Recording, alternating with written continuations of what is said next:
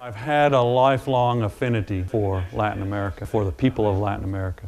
I'm responsible for U.S. military operations. That essentially means Central America, South America, and the Caribbean, with the exception of Puerto Rico, the Virgin Islands, the Bahamas. There is a great and enduring relationship between the United States and Latin America. Our mission and our vision is we're both a joint and an interagency organization. I say joint because I have components of each of the services on a routine basis. Right now we're averaging 5,000 to 6,000 people. The majority of those are in 2 locations. They're supporting counter-drug activities in the maritime environments of the Caribbean and the Eastern Pacific. And then they're supporting the detainee operations that we run at JTF Guantanamo. The others that are associated with that are conducting various exercises, exchanges with our military partners throughout the region. We're also an interagency organization. We have 17 different organizations from the United States government who are resident within our headquarters.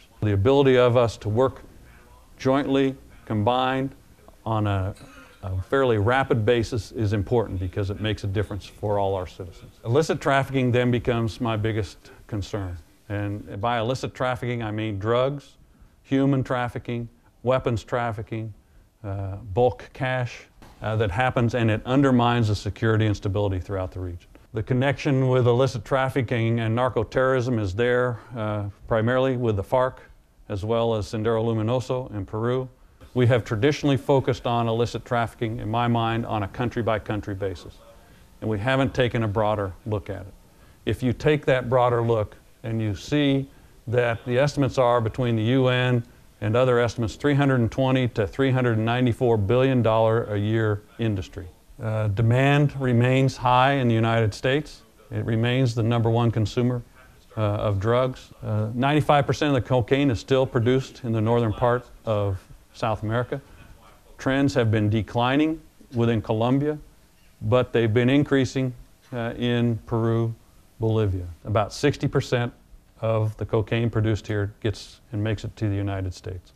Because of the air bridge denial programs, the success of those programs, the traffickers have migrated to a location where they can operate. So we see most of those emanating out of the southern part of Venezuela towards Hispaniola and coming ashore in Honduras or Guatemala. On average to date, we have obtained about 100 metric tons of cocaine. That's about half of what we did last year. And we need to look at it as an enterprise and address it as an enterprise, from where it's produced, how it's transited, reducing the demand, and the National Drug Program within the United States focuses on this as a public health issue. So there is a significant impact that the trafficking is having, especially in Central America, but it's also starting to have an impact in other parts of South America. Our job is the detection and monitoring in the maritime environments. We get intel from law enforcement, local law enforcement, and then we monitor those vessels until we can hand them off to another law enforcement organization, whether it be national organization or international or U.S.,